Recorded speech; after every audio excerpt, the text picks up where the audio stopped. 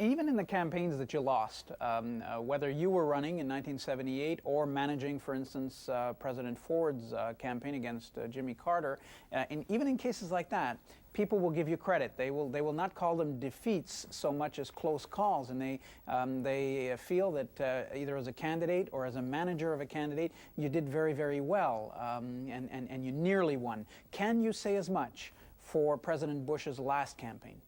No, I don't think you can. I don't think that while we were the underdog going into that race, I do not think that we were as big an underdog as President Ford was when he started 30 points behind Jimmy Carter and finished basically in a dead heat, or certainly even perhaps as much as I was as the first Republican running a serious statewide race down ballot in Texas against a Democrat. But we got beat, and we got beat fair and square, and I think we have to stand up and admit to that and take the loss.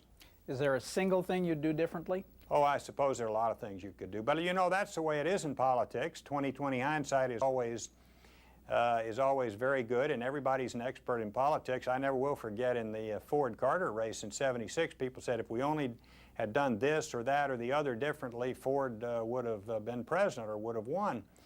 We lost that race in 1976 by 17,000 votes out of 81 million votes cast.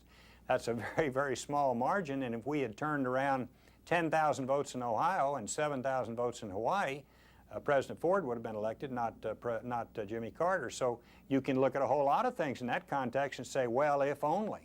But if, you know, if the dog hadn't stopped, he'd have caught the rabbit.